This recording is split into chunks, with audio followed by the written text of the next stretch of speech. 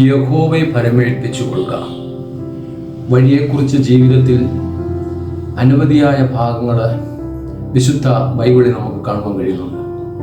ഒരു ദൈവത്തിൻ്റെ വഴി എന്ന് പറയുന്നത് നീതിയുടെ വഴിയാണ്, സത്യത്തിൻ്റെ വഴിയാണ്, നിർമ്മലതയുടെ വഴിയാണ്. ഇതാണ് ഒരു ദൈവത്തിനെ കുറിച്ച് ദൈവം ആഗ്രഹിക്കുന്നത്. യെശയ്യാ പ്രവചനം 55-ാം അധ്യായം അതിൻ്റെ 8-9 വാക്യങ്ങൾ വായിക്കുമ്പോൾ കർത്താവ് പറയുന്നു, എൻ്റെ വഴിയല്ല നിങ്ങളുടെ വഴി, നിങ്ങൾ നിങ്ങളുടേതായ ഒരു വഴി തിരഞ്ഞെടുക്കുന്നു, പക്ഷെ എൻ്റെ വഴി അതിന് മീതെയുള്ളതാണ് എന്ന് പറഞ്ഞാൽ ദൈവത്തിൻ്റെ ഉദ്ദേശവും ദൈവത്തിൻ്റെ പദ്ധതിയും ദൈവത്തിൻ്റെതായിരിക്കുന്ന ആമേൻ പ്രവൃത്തി നമ്മുടെ ജീവിതത്തിൽ വരുമ്പോഴാണ് ദൈവം നമ്മെ ആ വഴിയെ സ്ഥിരപ്പെടുത്തി അനുഗ്രഹിക്കുന്നത്. ദൈവ ശബ്ദം കേൾക്കുന്ന ഒരു ദൈവവഴിയിൽ ദൈവത്തിൽ നിന്നും വലിയ അനുഗ്രഹങ്ങളും വിടുതലുകളും ഉണ്ടാകും. അനേക നമ്മുടെ ജീവിത യാത്രയിലൂടെ മുൻപോട്ട് പോകുമ്പോൾ ജീവിതമാകുന്ന വഴി, ജീവിത പ്രശ്നങ്ങളാകുന്ന വഴി പലപ്പോഴും നമുക്ക് തടസ്സങ്ങൾ ഉണ്ടാകാം. 1-ാം സങ്കീർത്തനം അതിൽ 1-2 വായിക്കുമ്പോൾ ദുഷ്ടന്മാരുടെ ആലോചന പ്രകാരം നടക്കാൻ പാപിയുടെ വഴിയല്ല ദൈവം തിരഞ്ഞെടുക്കുന്നത്. ദൈവത്തിന് തിരഞ്ഞെടുക്കേണ്ട വഴി നീതിയുടെ വഴിയാണ്, സമാധാനത്തിന്റെ വഴിയാണ്, വിശുദ്ധിയുടെയും വേർപാടിന്റെയും ആയിരിക്കുന്ന വഴിയാണ് ഒരു ദൈവത്തിന്റെ ജീവിതത്തിൽ ഏറ്റവും അതിപ്രധാനമായിട്ട് വേണ്ടത്. ഈ വഴിയെ കൂടെ മുൻപോട്ട് പോകുമ്പോൾ ഇത് വളരെ ഇടുക്കത്തിന്റെ വഴിയായിരിക്കാം എന്ന് ദൈവത്തിന്റെ വചനത്തിൽ കാണും. എന്നാൽ അനീതിയുടെ വഴി എന്ന് പറയുന്നത് അത് വിശാലമായിരിക്കുന്ന വഴിയാണ്, അത് കണ്ടെത്തുന്നവര് അനേകരാണ്. എന്നാൽ ഇവിടെ ഇടുക്കുവാതിലൂടെ അകത്ത് കിടപ്പീൻ എന്ന് ദൈവത്തിന്റെ വചനം പറയുന്നു.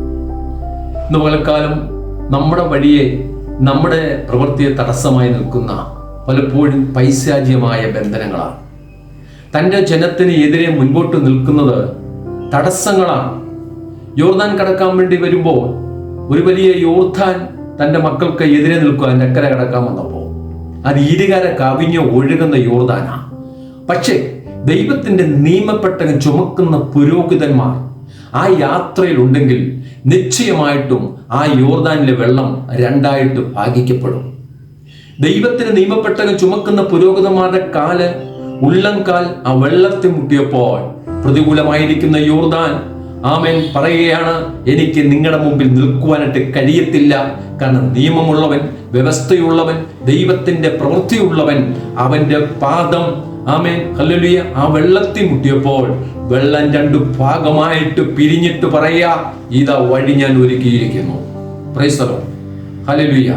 ഇത് പറഞ്ഞാൽ പ്രാർത്ഥിക്കുന്ന ആമേൻ ദൈവത്തെ ആരാധിക്കുവാൻ വേണ്ടി ഇറങ്ങി തിരിച്ച് ദൈവം മുൻപാകെ നിൽക്കുന്ന ഒരു ദൈവത്തിന്റെ പ്രതികൂലങ്ങൾ എത്ര വലുതായിരുന്നാലും നാം അറിയാതെ കണ്ട് തന്നെ അതിനൊരു വലിയ വിടുതലുണ്ട് എന്നുള്ള ഇന്ന് പലക്കാലം നമ്മുടെ ജീവിതത്തിലെ പ്രതികൂലമായിരിക്കുന്ന യോർദാൻ, പ്രതിസന്ധിയെ തടസ്സമായിരിക്കുന്ന യോർദാൻ അത് മാറിപ്പോകുവാൻ ആ ഒരു ദൈവ പൈതല് നിയമപ്രകാരം ഹല്ലേലൂയ അതേ ദൈവത്തിന്റെ വചനപ്രകാരം ദൈവത്തിന് സ്തോത്ര ക്രൂശിലേക്ക് വരുമ്പോൾ നിശ്ചയമായിട്ട് പ്രതികൂലങ്ങൾ മാറുക തന്നെ ചെയ്യും.